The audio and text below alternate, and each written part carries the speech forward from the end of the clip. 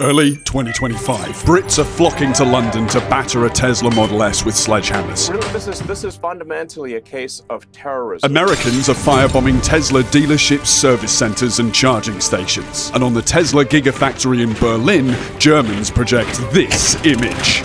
The protests trigger a devastating drop in Tesla sales, and the company's valuation falls like wheat to a scythe. And today, Elon Musk is the world's first trillionaire, begging the question, did those anti-Tesla protests actually destroy the brand, or just make tech giants a mountain of ad revenue? Today, we're going to find out.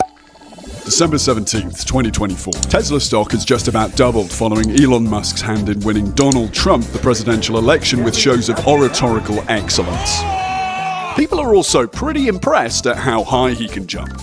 With the surge in Tesla's valuation, some estimates put Musk's net worth at over $400 billion. But this success is shortly to hail one of the biggest falls from grace in the 21st century, as just over 1 month later, Musk would go on to make two very unfortunate gestures at Trump's inauguration and draw the ire of several crafty, well-organized protest groups. And to them, these two wrongs did make a right. No, it was an international salute that we've had for maybe the last 10,000 years more. You sure about that? But this wasn't the first time the tech billionaire had associated himself with far-right politics. A post about detainment camps on the Falkland Islands from the co-founder of Britain First? I'll give that a retweet. Memes of a distinctly alt-right flavour? Let's get Grimes involved. The removal of media that incites racial hatred? Well, that's the woke Stasi for you. Siri, how would I depose Prime Minister Keir Starmer before the next UK general election? Well, it looks like Siri made it happen. Tommy Robinson seems like a pretty good guy. And worst of all, he openly destroyed his elite gamer status by admitting to paying professional Path of Exile 2 players to get him into the game's highest rankings. Which isn't really far right, it's just sad. Suffice to say, it was a no-brainer for Musk to weigh in on the 2024 election, donating $288 million to Trump's campaign and stunning crowds with his grandiloquence and dance moves. If he loses, man, what the dude? If he loses, how long do you think my prison sentence is going to be? If only just to stick it to crotchety old man Biden for leaving Tesla off the invite list to the coolest, most rockin' daddy electrical vehicle summit the world had ever seen. This sucker's quick. But winning the presidency for Trump was easy.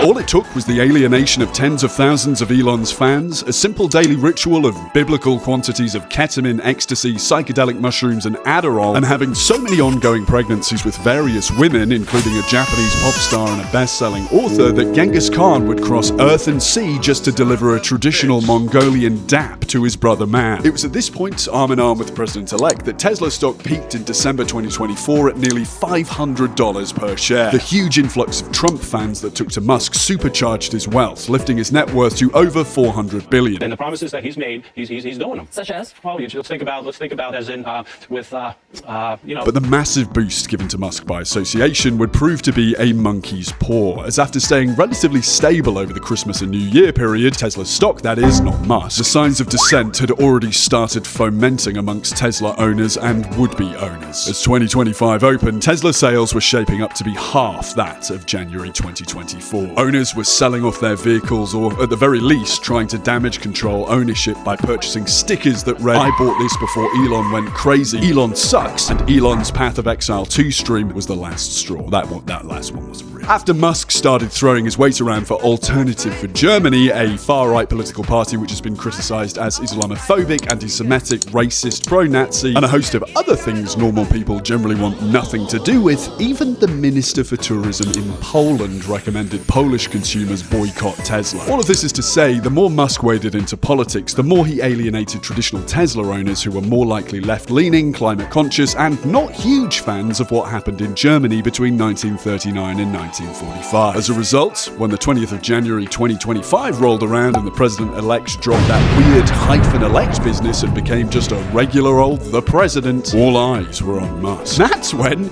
he did this. Thank you. And that was pretty much it for most people, and as we're about to witness, every action has an equal and opposite reaction. John Cusack, Bill from Bill and Ted's Excellent Adventure, Donovan not that one. These are the figures of godhood that stood atop the Mount Olympus of Tesla Takedown. Tesla Takedown. Tesla Takedown. These protesters stood outside of Tesla dealerships, service centers, and charging stations with signs saying things like "honk if you hate Elon," smashing mini figurines of Teslas, and cosplaying as Trump for a period of around 6 months, with the aim of making it quite uncomfortable for prospective buyers to test drive and purchase the cars. You know, sometimes I abandon all of my items when I see a checkout queue of over 4 people, never mind breaking the picket line to spend tens of thousands of dollars to buy a truck whose textures haven't rendered in yet. Whilst they did utilise satirical fascist imagery produced by European activists during the protests, the main concern of Tesla Takedown was Musk's general involvement in the Trump administration, with many protesters demanding Musk step down from his role in the Department of Government Efficiency, or DOGE, and go back to being a simple man devoted to the joy of dancing, jumping, and calling people nonces. Joan Donovan, the architect of the movement, was quoted as saying that people need to relieve the pressure they feel when the government is not doing the right thing. If you let that pressure build up too much, obviously it can turn very dangerous. And turn dangerous it did. Tesla Takedown was a purportedly non-violent movement. I mean, hell, they held an anti-Musk disco dance party at a Tesla shop in Georgetown, Washington, D.C., which, to be fair, sounds like my kind of protest. Imagine the January 6th attack on the US Capitol to a little bit of Earth, Wind and Fire.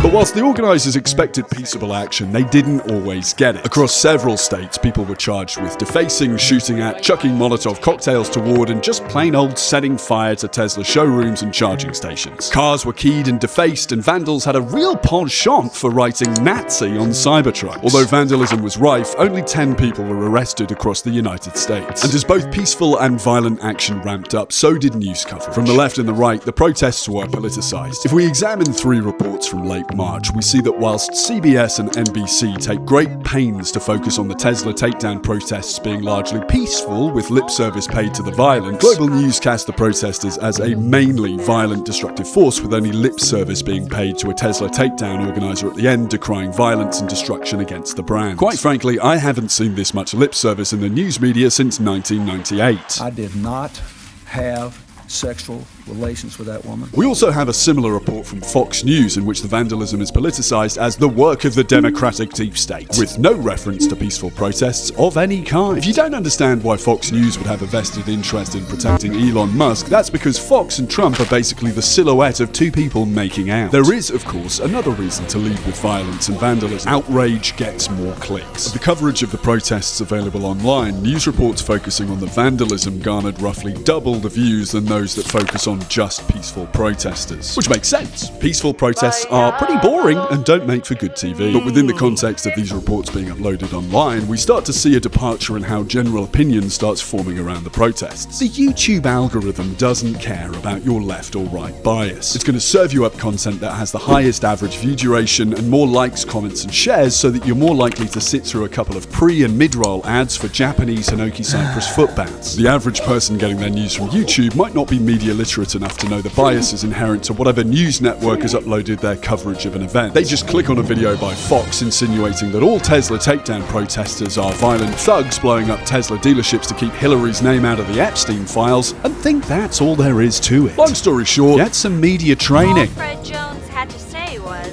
I think Coolsville sucks. Trump labelled Tesla vandals as domestic terrorists before buying a Tesla on the lawn of the White House, despite his statement in 2023 that "I'm not a person who wants to go all electric. I think that's going to be very bad for the country." Unfortunately, if you're going to charge Tesla vandals as terrorists, you're going to have to throw this guy into Guantanamo with the other 15 guys left in there. Sorry, Franz, I don't make the rules. However, as May rolled around, the protests began to simmer down. I presume because Sheryl Crow had finally sold her Tesla, but also potentially because Musk was set to step down from his role at Doge, having finally fired 300,000 federal workers and ensuring that those grifters at USAID would stop, feeding starving kids. Tesla Takedown's initial wave ended with a final "let's get the gang back together for one last ride" kind of protest in June for Musk's birthday, and that was that. Although I did see them recongregate for the opening of the Tesla diner earlier this year, which is pretty sweet. But my favourite form of anti-Tesla protest turned the volume way down and the satire right up, and it came from the other side of the pond.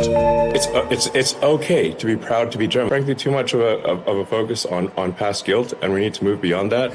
The artistic director for German activist group Center for Political Beauty, Philipp Reusch, put it like this. The first day he comes in, he does the Hitler salute. This is something we couldn't tolerate politically and artistically. The image was only displayed for an hour, but it was shared endlessly across social media and incurred a police investigation. And the power of the image is what Londoners would wake up to in late January as what looked like seemingly normal Tesla ads dissolved into comical but nonetheless devastating hit pieces on Elon Musk and the Tesla brand. The groups Overthrow Musk and Everyone Hates Elon, run by small groups of anonymous activists, whipped up hundreds of millions of views on social media within days by converting space usually resigned to corporate advertising into forums for democratic thought. And that democratic thought was, holy shit, Elon Musk is a fascist and it looks like he's doing a Nazi salute. Everyone Hates Elon described their mission statement as pissing off Elon Musk one small action at a time. The group quite correctly stated that we can't outspend Musk, but we know that we're funnier than him. He's definitely not funny. The most famous ads popped up in bus shelters in Clerkenwell and Bethnal Green, and I'd recommend pausing the video to give them a long look as they are pretty funny. The 0 to 1939 ad really reminds me of the Top Gear episode where one of them creates a VW ad that says from Berlin to Warsaw on one tank. And if you're wondering how people put subvertising up in public spaces, the group Brandalism have a manual which explains how easy it is to crack into bus shelters and the like with only an Allen key and a set of foldable steps. Alongside this, they produced and distributed stickers saying don't buy a swastika to tag Teslas with, and a range of Musk Be Gone air fresheners with the slogan covers the stench of fascism. As Tesla stock entered freefall, another ad appeared across tube stations. Hate doesn't sell, just ask Tesla. I will note the irony of a group called Everyone Hates Elon writing this ad. Nonetheless, Transport for London removed the unauthorised posters slowly enough that the image could explode online. Irony or no irony. The movement culminated in an event titled London versus Musk, in which people from all over the country gathered to whack the piss out of an anonymously donated scrap Tesla Model S with sledgehammers and baseball bats. The dead EV, a sufficient surrogate for Musk himself, who, had he been in attendance, would have joined the ranks of Benito Mussolini and Gaddafi, whose circumstances of death tab on Wikipedia is pant-shittingly brutal. The Tesla was auctioned off and crushed, the proceeds going to food banks that the group argued are only so prolific because of billionaires like Musk. Elsewhere, the group raised more money for charity by setting up automatic contributions of 1 or 2 pence from donors whenever Elon Musk tweets. At the time, Musk was firing off around 2,000 tweets per month, totaling a £20 monthly donation for most people. Again, it's the packaging of this that's so effective. Instead of a page where you chuck the movement 20 bob for charity,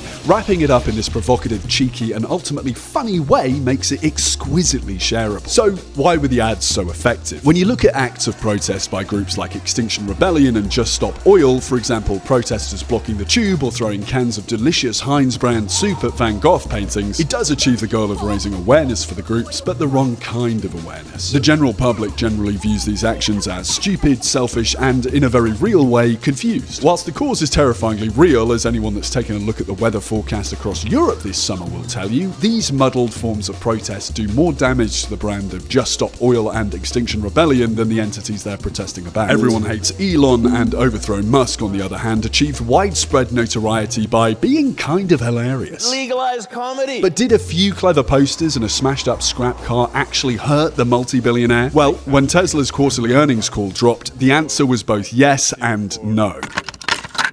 What they're trying to do is put massive pressure on me and Tesla, I guess, to, stop doing this, Musk said in Wisconsin, where he was campaigning for a state Supreme Court candidate. And yet, he added with a shrug, long term, I think Tesla stock is going to do fine, so maybe it's a buying opportunity. The campaigns were linked by several media outlets to an immense crash in Tesla's stock, halving from its peak in December 2024 and cratering to just $214.25 per share on the 7th of April 2025, with a 13% drop in sales for the first quarter of 2025. Sales in Europe dropped by 45%, whilst sales of other EVs increased by 35%. During Tesla's 2025 Q1 earnings call, a stuttering, manically nervous Musk addressed the protests. The real reason for the protests, the actual reason, is that those receiving the waste and fraud wish to continue receiving it.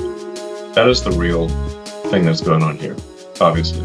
Nonetheless, he conceded to returning his attention to Tesla after leaving Doge, a huge win for Tesla Takedown. Despite this, he portrayed confidence in the future of the company with oncoming advancements in autonomously driving cars and humanoid robotics. He points towards the middle of 2026, i.e. right now, for positive movement to the financial needle. If we cut forward to Tesla's Q1 results in 2026, a far more assured Musk explains the fruition of exactly that prediction. AI, auto cab, Optimus robots, and increased production of Tesla vehicles, including the inception of a new EV semi-truck. The crown jewel here is a 150% increase in growth in some European countries, and an overall resurgence in demand in EMEA, APAC, and the US, alongside the highest Q1 order backlog in 2 years. But Tesla's stock price had already started climbing midway through 2025, as investors saw fit to bet on Elon Musk's vision of the future over concrete commercials. Once the protests had filtered out of the news cycle, consumers' guilt was quickly assuaged by the fallacy of memory. As put by one of Overthrow Musk's members, Musk is an oligarch co-president. He's a very dangerous man, and his support for far-right European parties shows this. But his weak spot is Tesla. His wealth is tied up in it. Reducing Tesla's sales reduces his power. We are trying to make the link between Tesla and Musk more obvious. The campaign's legacy is therefore a frustrating one. Whilst they achieved their goal of linking Musk and his support for pro-fascist groups to Tesla, what they inadvertently proved was that the markets don't give a flying f*** about Musk's political leanings so long as he's in the driving seat as Tesla's CEO. On the 12th of June 2026, after the IPO of SpaceX, Elon Musk became the world's first trillionaire. He then unbecame a trillionaire, then re-became a trillionaire. We can't outspend Musk, but we know that we're funnier than him, explained an anonymous troll from Everyone Hates Elon at the height of the protests. He's definitely not funny. And whilst I still agree with this quote, I fear that the only one laughing now is Elon.